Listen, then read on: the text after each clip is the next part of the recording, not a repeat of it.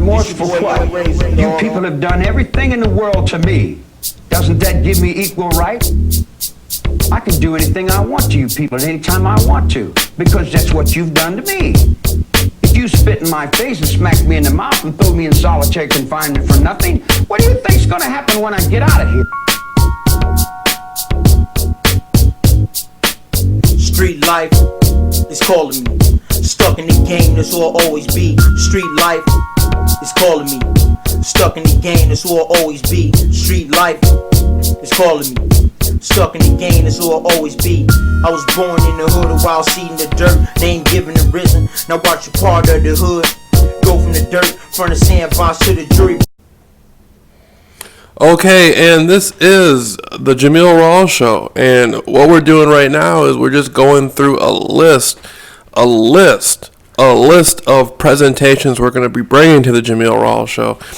And foremost, I want to look into the soundtrack that's on the Jameel Rawls Show. And a lot of people are going to say, you know, this is an older soundtrack. What you're going to be listening to on the Jameel Rawls Show soundtrack is a demo. This is an older demo tape that I produced myself. I was working with talent that I grew up with, a close friend of mine, and Razor. And I began recording Razor at about age 9. I was age 9 when I began recording him. And me and him, were already involved with music before that. His older brother rapped. So his older brother was recording him when he was 7 on cassette tapes. When I turned 9, my mother bought me a really nice, expensive cassette player. And for some reason, I just wanted one. I don't know why I wanted it. I just wanted it. I remember this was around 94, 95. I had recently just got a CD player with the cassette connected to it. At that time, you know, everybody wanted a CD player. Most people had cassettes in their car, but people wanted CDs.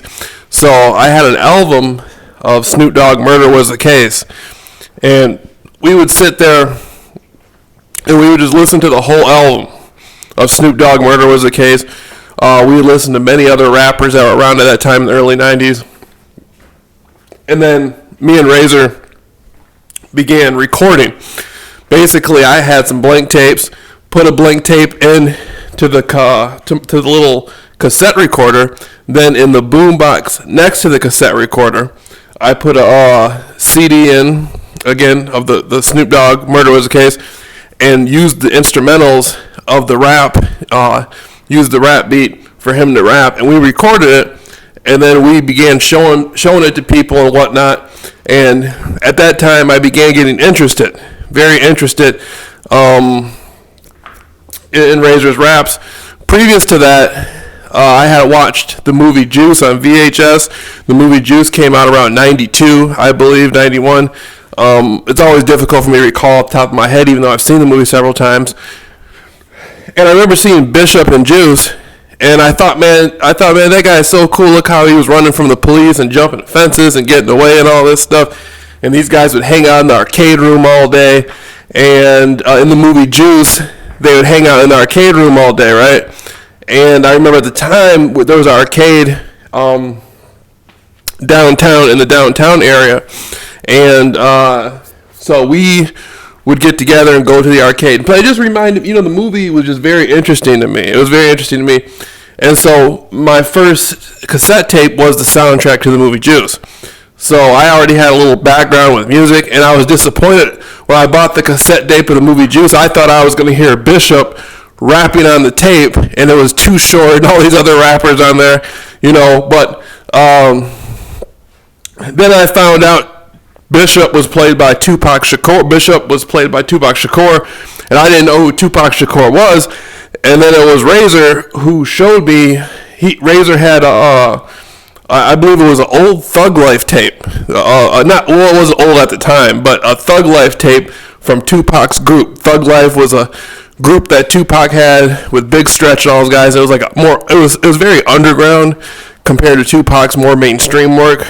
But he followed the Thug Life album with Me Against the World, of course.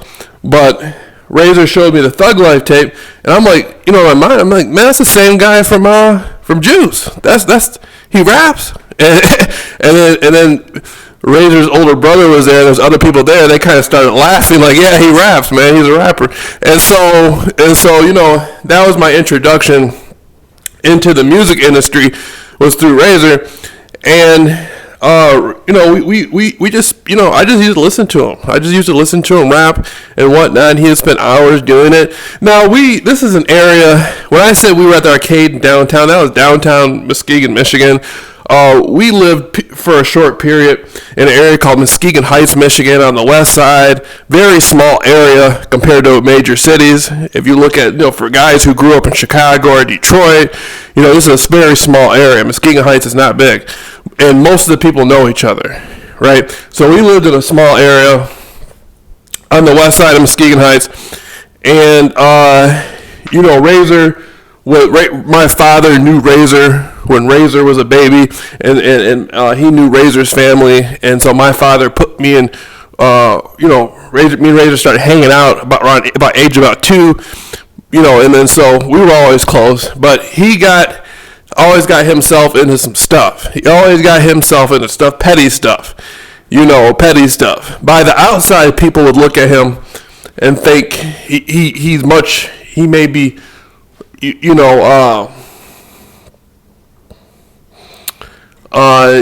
people may look at him and not take the seriousness of what he can bring to the table and what he can offer as a talent, as entertainment. And he always got into some stuff, some petty stuff. But I began recording them, and we got together again and again and did some more recording as we got older. Then he recorded music with a bunch of other people. We were involved we had other talents. We had a guy who did some work with Rap-A-Lot Records, a guy who made instrumentals and did fabulous work with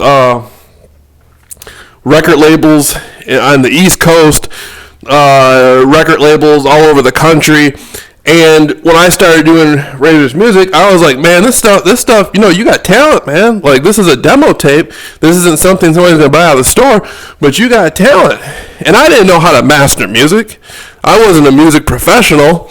I had an older guy who was a close friend of the family teach me the music business.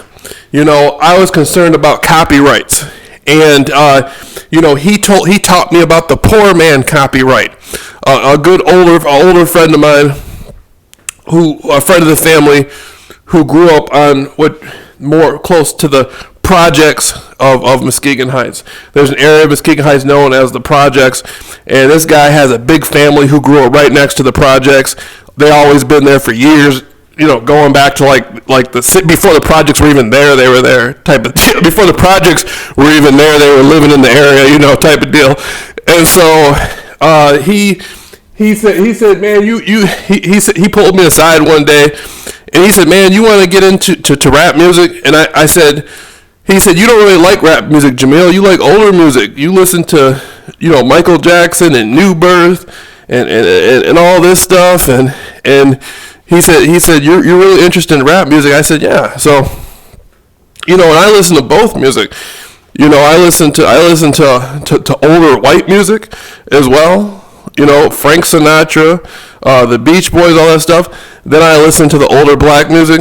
And so Razor said, he said, well, if you want to get into rap music, you're going to have to take your time and learn how to record people. And you're going to have to learn exactly what it is you want to present to the listeners. What kind of talent do you want?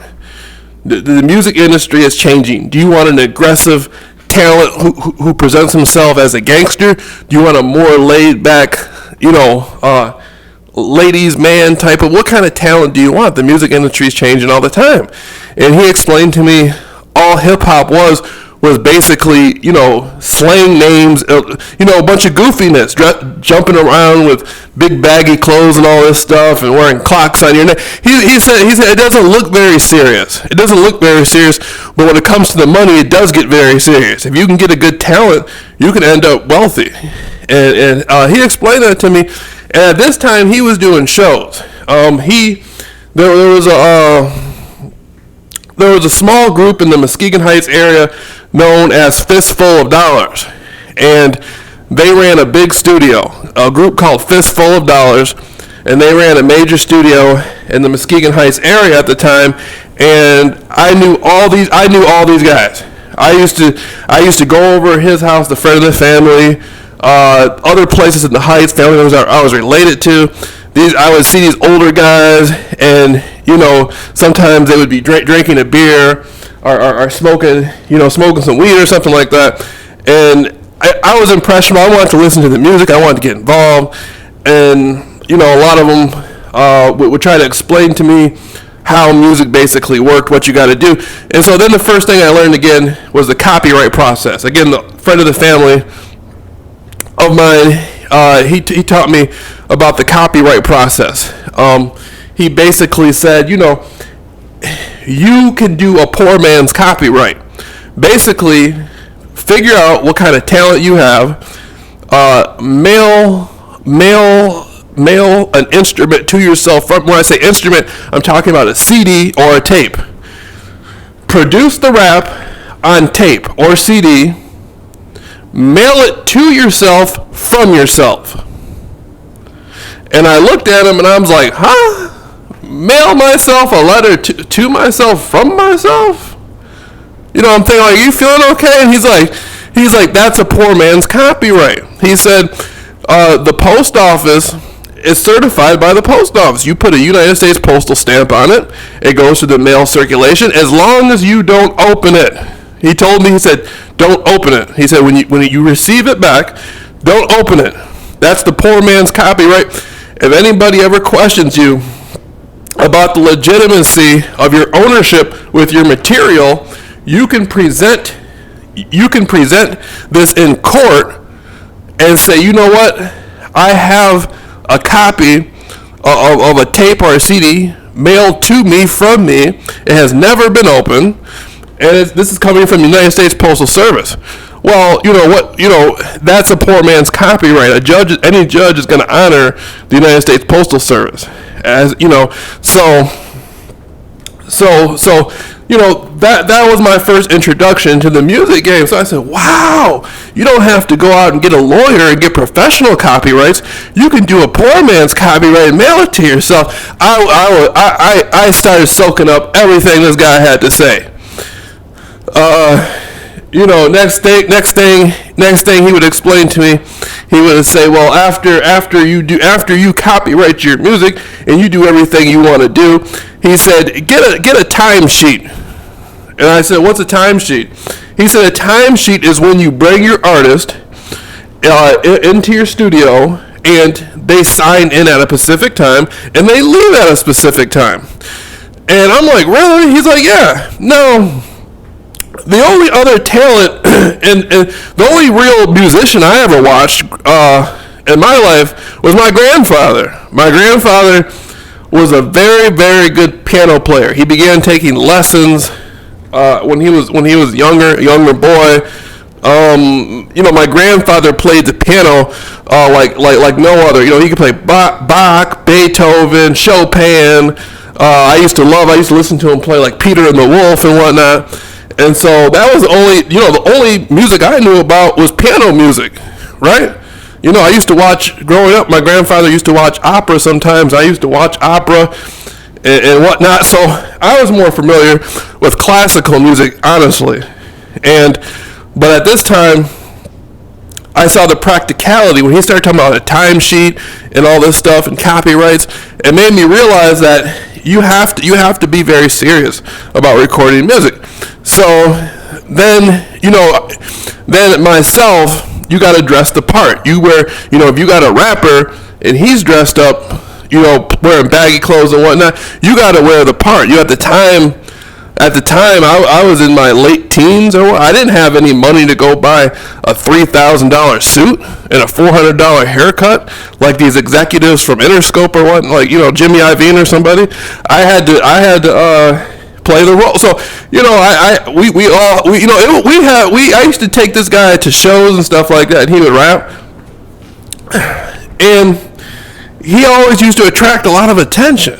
he was hyperactive growing up, and he always used to get a lot of attention from a lot of people. And we sold a lot of tapes, CDs. We printed a lot of CDs. And we sold them under various names, not various names, but we would sell them under various guises. We would say, this is the demo, or this is a recording of some music we want to present as a show in the future. Can you listen to our music and we'll present it as a show. We'd go to the radio station and look to get our music presented and say, this is a demo for the on the air type deal. Will you please listen to it? And they will say, well, it's too much swearing in the music. And that was one of the things with Razor is I didn't have the experience to sit down with him and explain to him, look, we're going to make one song with swearing, another version of it without swearing. So it turned into a thing to where I was going to radio stations and you had swearing, profuse swearing in the music. And again, rap music has changed a lot from what it used to be. If you look at rappers now, these guys are wearing tight jeans and carrying purses and whatnot. And so I guess I got out at the right. I guess I left my inspiration at the right time. I couldn't imagine trying to explain to a rapper to wear, to wear tight pants. I couldn't envision Razor doing something like that. So around this time, we sold a lot of demo tapes. It was really cool. And he's from Razor's from a small city in Michigan, a small town in Michigan, a smaller city in Michigan. So Razor's Razor's a talented guy. He has a lot of knowledge about music, an extensive amount of knowledge about writing music. But Razor never spent too much time working with other artists out of the area. Had he been able to go to New York, or go to Chicago, or go to LA, or go to Miami, things would have worked a lot different. We were contacting professionals, and they were very seriously considered signing Razor. There was executives from major companies who were listening to all Razor's music. I knew a guy who, growing up at the arcade, I knew a guy who used to call Puff Daddy on the phone. And from the mall, he used to call Puff Daddy from a payphone. This guy, I'm talking about a different guy than Razor. This guy used to collect pop cans and beer bottles and save up all his change. And he used to he had a little board, a little scratch board he bought from Myers for like $45 or something, or $60, $70. And this guy was recording beats on cassettes and stuff hold the cassette player next to the little keyboard, and this guy would record a beat.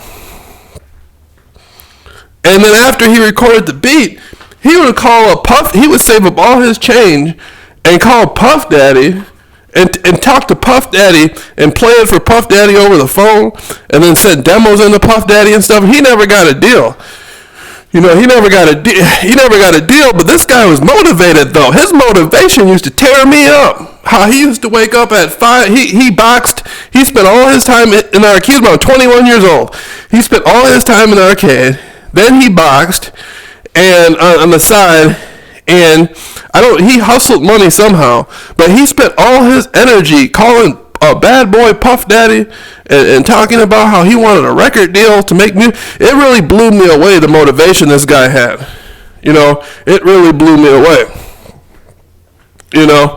So I used to so when it came to Razor, I would sit back and watch Razor and watch his talent. And he had an extensive amount of talent. But he got around, I feel as though he got around the wrong people and got caught up in the wrong stuff. But then again, I've seen guys out in the streets do wrong every day and never get in trouble. There's guys I see who've been doing wrong for every single day. They never get in trouble. But for some reason, he does get in trouble. That's something I don't get, That's something I don't get. But the music we recorded we still have. We still have a lot of music we recorded. We still have a lot of material. In high school, I went to a high school that was predominantly all white. And a big group of, there was a large group of what you call preppy kids, preps. And this was predominantly white school. And the preps, the prep children, the younger guys in high school, for some reason, a lot of them seem to take a liking to me. I'm not sure what it was. They just took a liking to me. And so I thought it was a little bit strange, because I'm thinking, like, these are going to be the people who are going to be against, these are going to be the people who are going to look at me like, don't pay him any attention, or they're going to, probably try to mess up my day or something. That's how I looked at it. But for some reason, a lot of them took a liking to me. They started taking me back to their houses, and I started seeing how expensive their houses were. And in Michigan, in a big city, in Michigan, for $300,000, you can get the same kind of luxury, the same kind of house, and even more property than you would $1 million house on the East Coast somewhere. So people in Michigan can spend $300,000. I have all this luxury and space and everything. Then somebody, in Jersey or something, they're going to have to spend $1 million, $2 million to get the equivalent. So Michigan is like the perfect place for if you want to. Where I'm at in Michigan, and there's some areas where you can live a really luxurious life, a good life. You can live a rich lifestyle at very little expense, And so, but I would see these guys' houses, but these guys' families did come from a lot of money. Some of these guys' parents were worth. One guy, his parents were worth millions of dollars. And I used to say, and he used to be like, "Hey, Jameel, what's going on?" And they would have really nice cars when they were 16. Sometimes they would get $100,000 car and whatnot. And so I stood out around these sort of people, but we would hang out, we would have fun, and they would be like, "Man, Jameel, real rappers from." I was like, "Yeah, I know rappers." They're like, "Real rappers from Mesquite, the Heights area?" I was like, "Yeah, I know." And they were like, "Do they smoke weed? Do they smoke weed like Snoop Dogg and all this stuff?" Yeah, man, yeah, some of them smoke weed. And they would be fascinated by that. They would say, have you ever seen a real crack dealer? Have you ever seen a real gang member or something like that? Do they have prostitutes and all this? I'm like, yeah, it was kind of like weird. It was kind of like being born mixed and half black from my father's side. That gave me an introduction into the street culture of the area. So none of this stuff was a shock to me. To see somebody, to hear somebody talk about how they're going to sell some dope or something to buy some shoes, or to hear somebody talk about, how such and such stole the car last night and shot somebody, that was something that was not foreign to me, but I never had to live in that area. The only reason I ever lived in that area is because I was related to all the people in the area. So my mother wanted me to be around my family. Not in a negative way, getting into trouble, but she wanted me to know who some of my family members were. She wanted me to spend time around my father's family and whatnot, and and they were married. I'm not an illegitimate child. I was a planned child. My parents were married before I was born. But not that there's wrong with anybody who does not have parents who are married. If somebody is born without parents, now I'm not saying there's nothing wrong with that. I'm just saying, But anyhow, so anyway. So I end up around all these upper class rich, young white guys, and they're like, "Yeah, Jameel, they're smoking weed, making rap music and all this stuff." And I thought it was very interesting. But the one thing about a situation like that, anytime something went wrong, I got blamed for it. anytime something went wrong. I remember one night I was over some of these guys' houses and some girl's purse got stolen. I got blamed for it. I didn't even do it. And they said, oh, Jameel, it was probably Jameel. Jameel probably did it. You know what I mean? Like that. So anytime, and some of these people I wouldn't know. A lot of these people were friends of mine, but there would be people around these middle class, upper class kids. They just blame Jameel. Somebody wanted to get one of the students had some marijuana. It might have been Jameel that did it. Jameel probably it's that type of thing. So eventually, so there was a lot of scapegoatism around hanging out. People want to go out and get drunk and get beer and all kinds of stuff was going on. So I eventually, and I wasn't never interested in school, to be honest with you. I didn't take school seriously. Education is important, reading is important, studying is important, but I didn't really, I knew the I think most teenagers, most young people know that there's something going on in the educational system that's not normal. They know the history has been fabricated. They know there's something going on that's not normal, and I was one of them. I used to sit there growing up and talk to my grandfather for hours about international politics, UFOs, all different sorts of subjects. And then when I got into school in the history class, I remember the teacher never really taught real versions of history. I would know more about World War II than some of the teachers. They said the Pearl Harbor attack did this, and I'd come up with something like, well, what about the Battle of L.A., where the Japanese were flying over, were bombing L.A., the Battle of L.A. with the Japanese and whatnot, or what about the Lusitania, going back to World War I, what happened to the Titanic? Was the Titanic torpedoed? No, I would come up with all kinds of stuff, and the teachers, it became a thing where the teachers kind of didn't know what to do. I would ask some really interesting questions, and sometimes the teachers didn't know how to answer them. And then at the same time, I wasn't going to class. I wasn't going to class like I would. I was getting poor grades. They were trying to they were trying to put me in special classes and all this stuff. I just took the whole thing. I used to just sit there and make fun of all of it. I would make fun of the students. I would make fun of the teachers. I would just sit there and laugh and make fun of the whole thing and make noises in the classroom and stuff like that. And I used to, if you know anybody who really knows me and spent a lot of time around me when I was growing up and I was going to school, and they'll say, man, that guy was like, all he did was just laugh and make fun of people in school. He didn't take anything serious. It was like, people who really know me can explain that to you, right? And so if they spend a significant amount of time around me, you know what I mean? So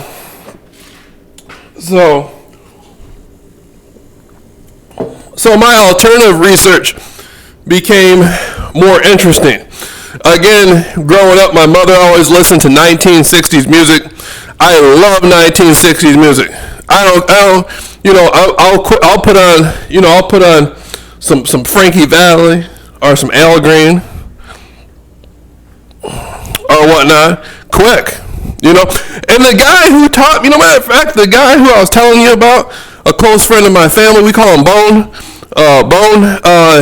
He used to tour with groups. New Birth is a group from Muskegon, Michigan. New Birth with that, hey, Mr. Dream Merchant. That from Muskegon. And Bone used to tour with New Birth. Bone used to tour with old groups from the 70s and whatnot. Groups like, remember one time the Spinners? The Spinners came to Muskegon. So I used to sit back and learn and absorb all this information. And, so I was at a period of my life, I was getting tired of being a scapegoat. People wanted to come to hang out with me and get around me. Trey, a lot of these upper class white kids wanted to use me as a liaison to the ghetto, seeing what they could get out of the ghetto. These kids were in school and they had really good grades. They were going to college. They might have wanted a little bud to smoke, a little bud to smoke or something. So all these people, not saying anything wrong about it, not saying anything wrong about them, but they would use me as a liaison to a lot of them would use me as a liaison to the ghetto, and so I became sort of a scapegoat. So I used to watch people get away with with hell, and nothing would happen to them. And it seemed like the smallest damn thing that happened with me, people act like it was World War III, And so eventually, I just stopped going. I just stopped going to school, but I was still working with the music and the talents and whatnot. And my alternative research eventually became the most significant for me. And there was a lot of people out there that I used to read with and study with, and I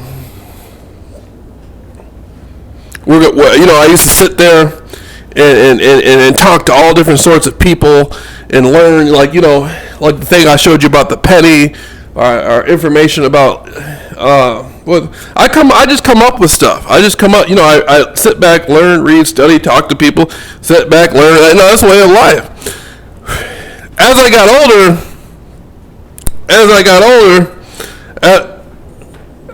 older, I started recognizing that the general educational system didn't really have too much education in it.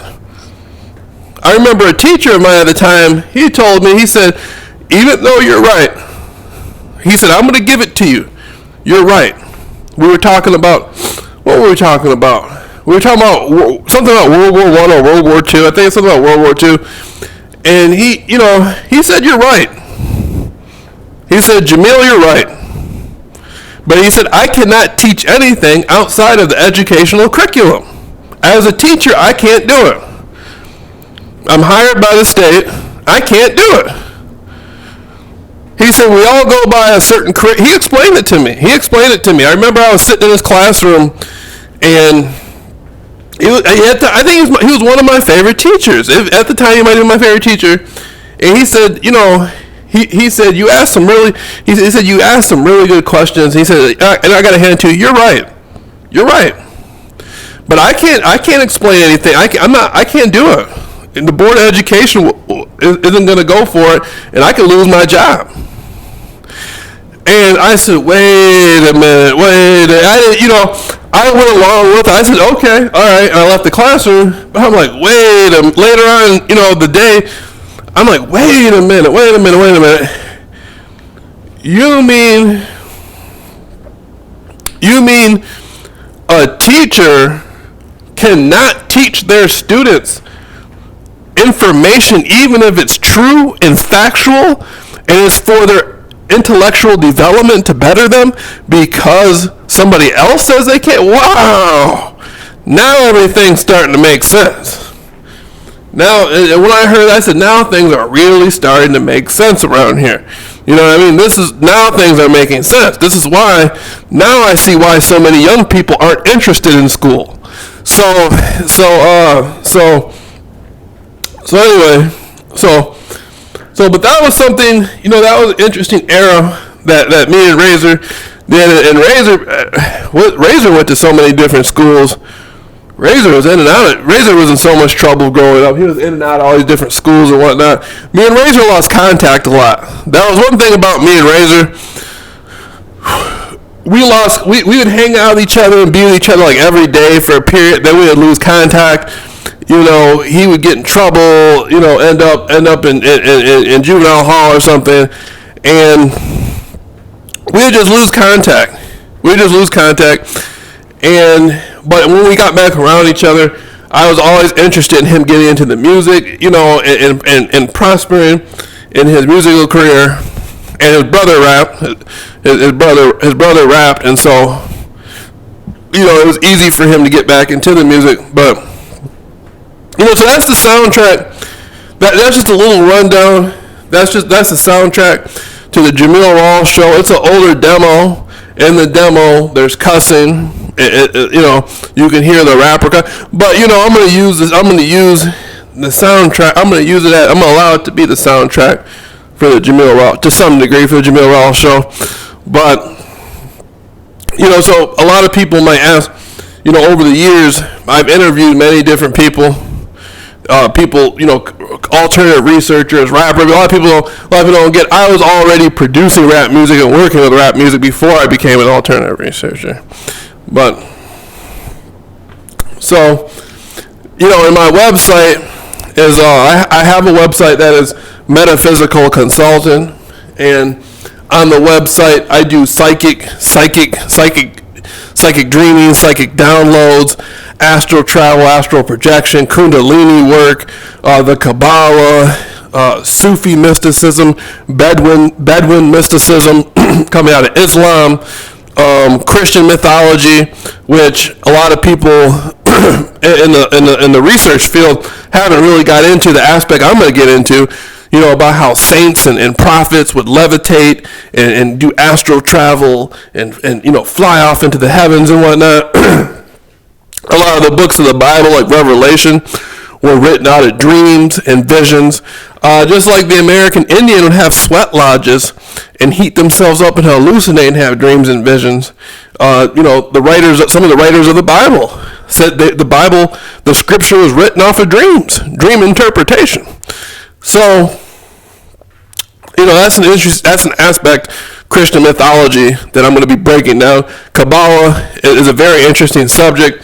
A lot of people may expect to come hear me talk about Kabbalah in the sense of the Zohar and the 32 names of God and all that stuff. Traditional Kabbalah is very interesting. And, I will be speaking on that, but I like to get into more of the really esoteric, super esoteric stuff, not just the branches, but the shadow of the branches. You're dealing with the Kabbalah tree. We like to get into some deep stuff, super creative, deep stuff. Anybody can go out and look at some simple information about Kabbalah, some superficial, basic, on the surface stuff, which is tremendous for your spiritual and psychological development. But I like to get into the areas that are very, very, very rarely touched. Again, I'm a veteran esoteric scholar, and so for me, it's pertinent in my success to cover ground in places where individuals have no ground covered before. So Kabbalah. What else? Kabbalah. What else? Well, theta magic. Theta magic is something that I developed myself. The theta waves make people more intuitive and more psychic. They create enhanced ESP, extrasensory perception. This gets into parapsychology. If you don't know what parapsychology is, go out and just study parapsychology. P-A-R-A, then psychology, parapsychology. So, theta magic is a formula I developed myself. Abstract intellectualism, that's a formula I've created for myself, dealing with how you extract information. Most people use mental intelligence. There's various forms of intelligence: emotional intelligence, spiritual intelligence, quantum intelligence, so on and so forth. Holistic intelligence. I like to cover ground that has not been covered. That's why in the educational system, you have the results you have. They only are concerned with mental intelligence, right? It would be wonderful if there was a spiritual class for younger people, or occult class and whatnot. Be amazed. That's only on the Harry Potter movies. That's why so many young people, I think, are drawn to things like Harry Potter and whatnot, because they know there's something there that, they know there's something mystical there that they want in their life, and they watch it through television instead of going into a book usually and getting it. But so now I'm going to be breaking down some other really interesting aspects about what am I going to be breaking down? The crown chakra, again, when you're dealing with the chakra system, that's something I'm heavy into. There's 7 chakras. Some people will say there's more than 7 chakras. Animals have a different chakra system to some degree. But the 7 chakras, going up to the crown chakra, right, which is governed by the pineal gland, where you get dimethyltryptamine, and between 12 and 3 a.m. is when the pineal gland is most active. That's when you have the more psychic ability. The crown chakra is noted as being the gateway to super consciousness. The color for the crown chakra is violet. Now, the Kether, or in Kabbalah, the crown, in Kabbalah, the crown is the gateway to the infinite, and it is said that everything comes from the infinite. The concept of God, or the Elohim, going back to Genesis, come out of the infinite, and so that's one thing. That's one thing I want to look at, is drawing a close resemblance between the infinite and the chakra system. So the root chakra being the first chakra, the sacral chakra being the second chakra. Now with the root chakra, it's the governs survival and fear. And the color for the root chakra is red. If you eat red fruits and vegetables such as apples, you can quickly heal. The root chakra has a tremendous impact on one's life. Various people work on various chakras, such as with the throat chakra, the fifth chakra, which the color is blue. Mainly, I come across those sorts of people just due to the nature of the work I'm involved in, the esoteric research I do. The esoteric research that I do tends to lead people to be more vocal, like I am. And so, you get vocal, you get talking, and you're expressing your truth. The more you express your truth, the more you're going to activate the sixth chakra, which is the third eye. That gives you intuitive insight. So when you see people out there who are interested in hidden symbolism, or they seem to know a lot of things that other people don't know, these individuals, at some point, either they're using their third eye, or at some point they're going to be using their third eye. The more you look into the hidden world of the occult, or the more you look into the paranormal, eventually it's going to rub off on you a little bit, okay? And so, approach with caution. Don't, take your time in learning these subjects. You don't want to end up confusing yourself and getting too far off into your research, and it becomes consuming. You can't rush through a spiritual journey. You have to take your time and process through it. So there it is. So,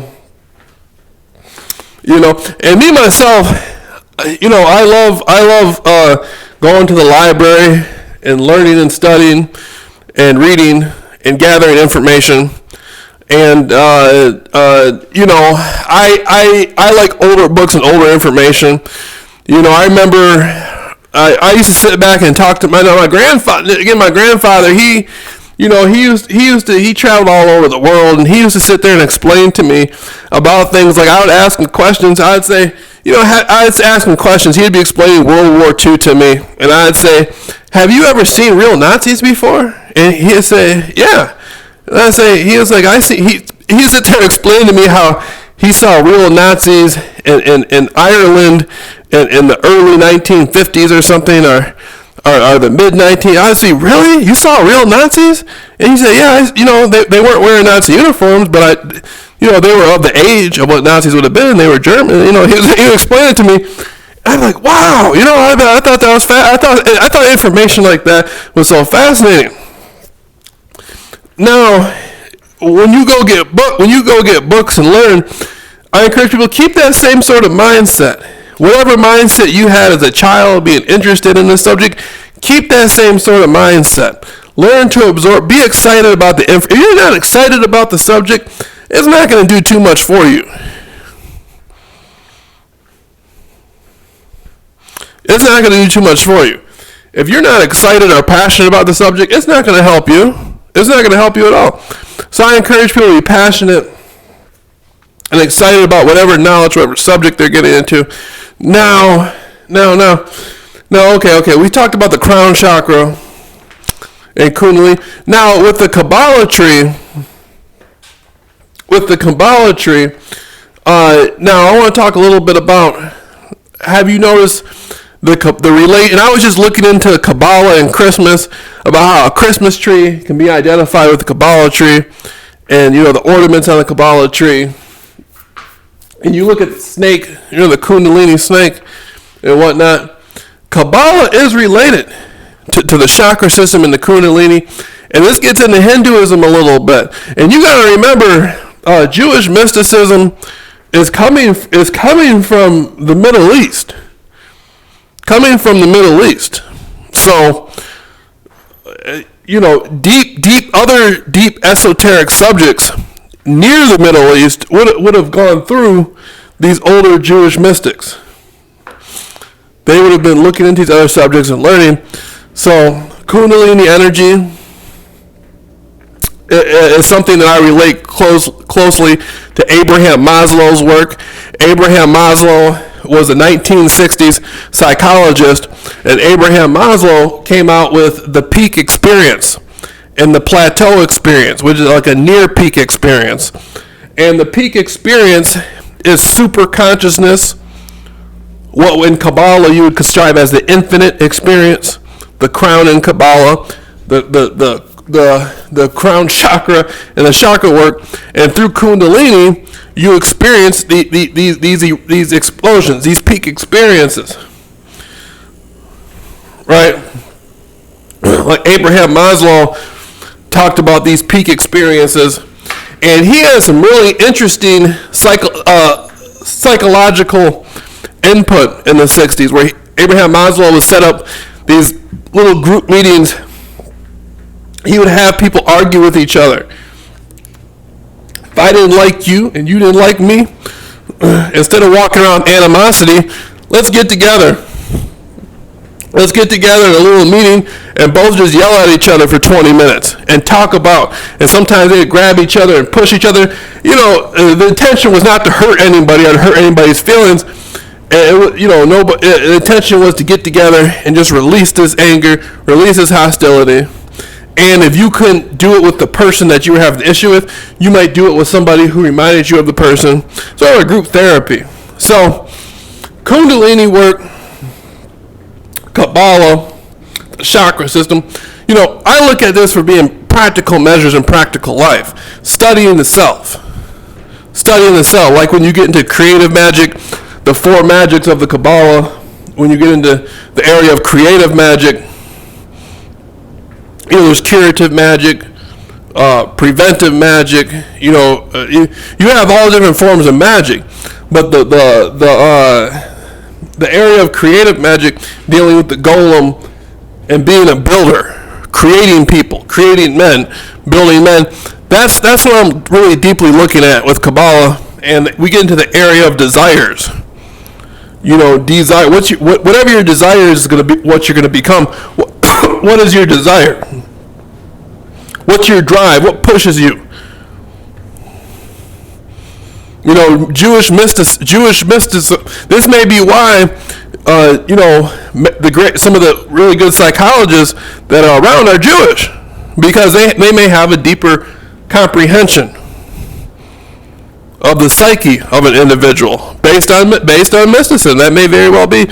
So we're going to look at the drives, the desires. What's pushing you? What's getting you up every day? What are you involved with? What do you know about? So the practicality of my work is something I want to get across. I don't just sit around and talk about mysterious subjects because I'm bored. There's people out there who've come to me and explained to me that I've saved their life. That's real. So now the Kundalini, the Kabbalah, the chakra system, all these have relation with. All these are connected. Right? Like Bruce Lee. I remember Bruce Lee. Bruce Lee came out with a film called Return of the Dragon. And Bruce Lee was a very, very, very wise man. He created the system Jeet Kune Do, the art of fighting without fighting. And Bruce Lee educated people saying, whatever you have, use it. If it's all you have, use it. If he came across somebody who was restricted to a certain martial art style, say you were restricted to karate, basic Japanese karate, or taekwondo and if that's all you had was just one style or system, use that. Stick with it. Build on it. Learn from it. Develop it. Become the best at it. Become the best at it, and use it. Use what you have. So if you're into Kabbalah, learn it. Use it. If you're into Islamic mysticism, learn it. Use it. If you're into Hinduism, learn it. Use what you have. Use what you have. So what we're going to be looking at now, what we're going to be looking at now, going into the Jameel Rawls show, is going to be some other interesting topics. That's just my metaphysical consultant, metaphysical mentoring platform. I have multiple platforms. Another platform of mine is going to be a little bit about the esoteric. This is a Jameel Rawls show, so we're going to get into some interesting stuff. We're going to look at music and film. We're going to decode music and film a lot. Music and film. We're going to decode music and film. We might even get, who knows, we might even get an actor on the show. Somebody, who once played a role in a film might want to come on the show. So, music and film. Okay. Now, I was doing some work previously where I showed on Soul Train how Al Green had a purse. And the reason why I showed that in my metaphysical mentoring was because a lot of people seem shocked by the homosexuality going on in the hip-hop game, the rap game. And we're going to look at environmental psychology and look at how homosexual emotional connotation is used in advertisement. And I'm not disrespecting anybody who has a preference for men. If you're a homosexual, that's your business. That's on you. I don't knock anybody for what they. That's where you're at. That's where you're at. But I show this to people to show people. Al Green went on Soul Train with a purse. That doesn't mean Al Green's gay either. I'm not implying Al Green was involved with anything like that. But he wore the purse on Soul Train back in the 70s. I saw a rapper, Lil Uzi, wearing a purse in modern times. And I showed the cross-reference. I said, look, people have been doing this. People have been doing this. This is interesting. And Lil Uzi was in a photograph wearing a dress and a purse, with a guy throwing up a gang sign and all this stuff. What are they showing us? How are we going to decode this average? How are we going to metaphysically decode this message? This isn't my age group. These are younger people. This is a much younger age group. What is this younger age group being shown? How are they going to decode this? And my classes are to teach people who may have a younger niece or nephew, or a younger son or daughter, or a brother and sister, and may want to take in some of this occult knowledge and examine it, so they may know how to deal with coming across this in their own life. They can learn some extra perspectives, right? One of the things that excites me a lot is being able to go back and go back to my esoteric research and look at the art of channeling. I look at all this as channeling. You turn on a rap song, or you turn on a rock and roll song, or some classical, you're channeling the music. It's going through you. You talk to an individual, you're taking in their energy. This environmental psychology, you're taking in the energy. So, sound perception, color perception, I'm listening, I'm interacting with people, I'm taking in their energy, but what is the energy going to mean? What is the energy going to mean for me? So that's something I teach people about. Now, going back to older movies, Movies used to be much more violent in the late 80s and early 90s. Movies used to be much more violent. And I remember when I was a little boy, I was about 6, 7, 8 years old, something like that. I remember watching HBO and then going to Blockbuster, and I used to want a VHS, and my mother couldn't tell me no. Come on, damn it, let me see the movie. No, I'm just joking, I wouldn't do that. But I would go there, like, I want to see the movie, you know what I mean? And I like horror movies. I loved horror movies. I used to sit there for hours and watch movies like Nightmare on Elm Street, Friday the 13th. Now that I'm well studied in the occult, now I can look at hidden symbolism that were in these movies I watched. I don't got to re-see the movie. I watched the movie a million times. So I look back at Friday the 13th. I'm discovering some of the world's oldest mask. The ancient Phoenician mask looks just like the Friday the 13th mask. I'm learning new perceptions of some of these films I watched. And these films, I remember there were such films like Child's Play,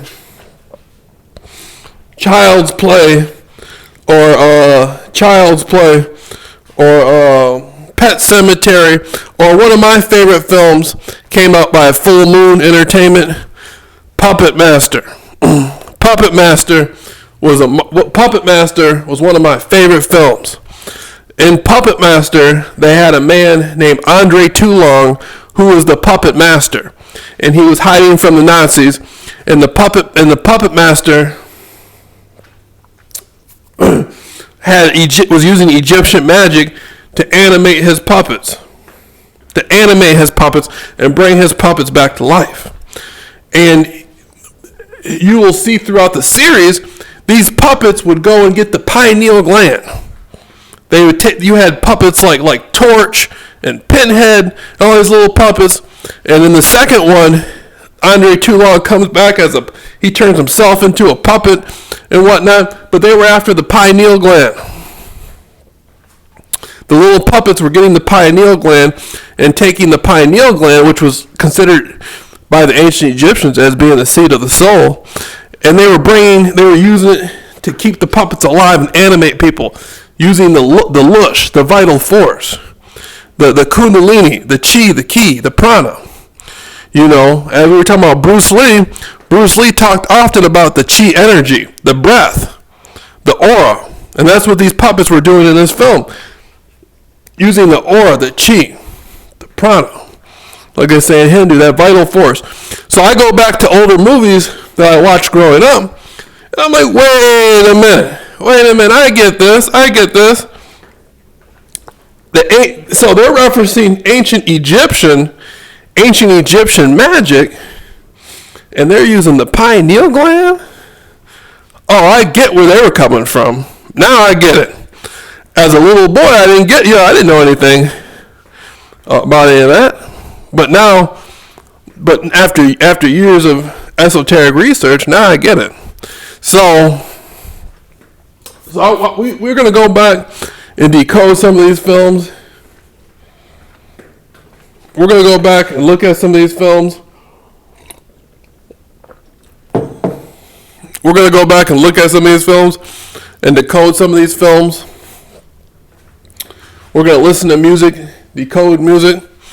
There was a film that came out. Remember Coolio?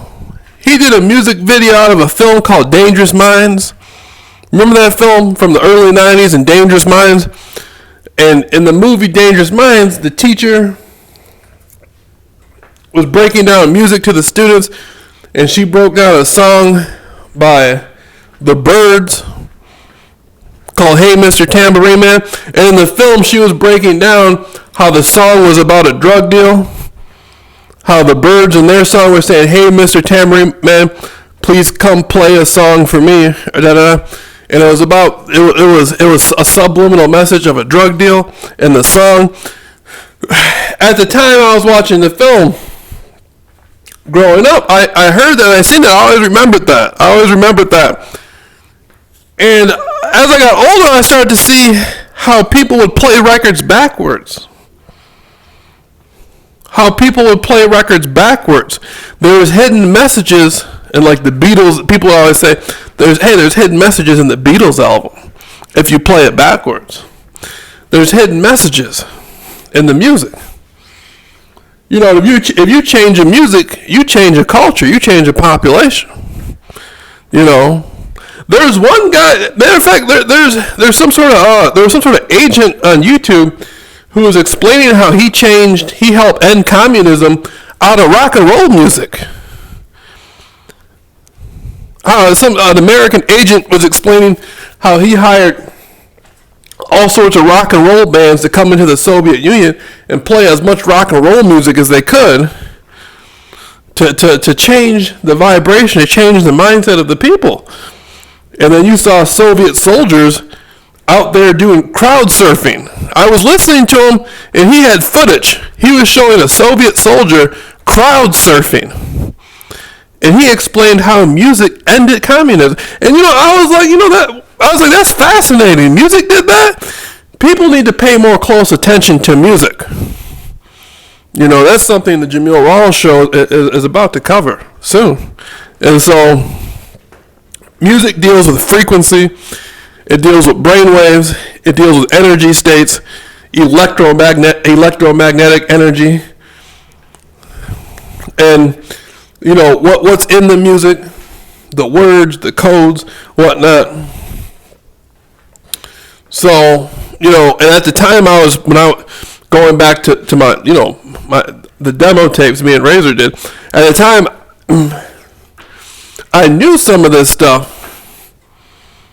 I knew about subliminal stuff, but I wasn't too, when your mind matures the most around about a man's mind matures the most about around between age 21 and 25. I think women's minds mature the most around 21 and men's minds mature the most around 25, or it might be for men too around 21. So I really can't judge myself for the thinking I was in at that time, because my mind was, if somebody doesn't have proper knowledge, then you don't know what kind of, advantages they won't have. I would have had more advantages had I been more aware. So that's part of the goal, is continuously breaking down, real knowledge to people, and esoteric knowledge and occult knowledge, and giving people what I like to call an inner standing. An inner standing, so that eventually you can have an overstanding. And so that was just an introduction to the soundtrack. This is all about the soundtrack. See people where I'm coming from and what's been going on. That's the soundtrack for the Jameel Rawls show. All right.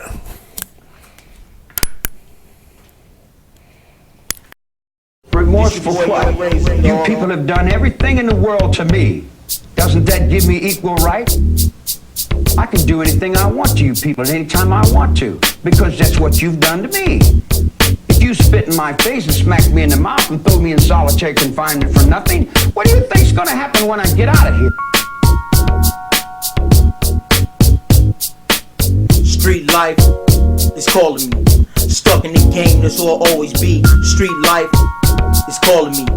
Stuck in the game, that's who I'll always be. Street life is calling me. Stuck in the game, that's who I'll always be. I was born in the hood, a wild seed in the dirt. They ain't giving the risen. Now watch you part of the hood. Go from the dirt, from the sandbox to the jury box. My lifestyle been weighing me down. Streets and money, look at me now. Streets and money got me fighting the law. In a 12-man cell, living it raw. No money, no calls. I done spent and talked too much. Now my letter from my chick start with such and such. He said, she said, no shit don't live by the code of silence. They talk too much, the game so on low. They got me out of sight and half brain dead. Looking at the ceiling, talking to prisons on my wall. Praying before I sleep and having vivid dreams of another nigga fill my bitch pussy with cream. What does it all mean? I've been cheated all my life. That's why I lie, cheating hoes, still ride on my own wheel. Never let a bitch make me or break me. I'm a blessing, a man, and get it with the street, nigga. The street is my world. Street life is calling me. Stuck in the game, that's who I'll always be. Street life is calling me. Stuck in the game, that's who I'll always be. Street life is calling me. Stuck in the game, that's who I'll always be. Street life is calling me. Yo. Every time I step in the courtroom, the judge congratulates me. Moving up with steady pace in the system. Your line of crime is that of one with an old timeline. A youngin' living ahead of his time. At age 16, I was introduced to the child line. Count time, lights out, but it's still loud. My rock, penitentiary learning. Left me a GD for my diploma and plenty felonies for my job application. Background checks, labor threat to the world. Lure me against the whole world. The street is my world. Street life is calling me. Stuck in the game, that's who I'll always be. Street life is calling me. Stuck in the game, that's who I'll always be. Street life is calling me. Stuck in the game, that's who I'll always be. G, nigga. This real street shit. That's how it is, man. I eat, sleep, shit street. And I love these streets. I love my block, my Ave, my corner. Niggas talking all the shit, get blazed up, use a goner in these cold streets. That's how it is on these dirty blocks and crooked corners where the cops stay up on you. I'm puffing marijuana, duck in the hooks. I don't really give a fuck, dog, don't give no look. I just ride clean. I find more. That's how it is, raise a J pimp on the scene. Street life, it's calling the real world is the one I have to deal with Street every life, day. it's calling me. Stuck in the game, that's who I'll always be. Street life is calling me. Stuck in the game, that's who I'll always be. Believe me, if I started murdering people, there'd be none of you left.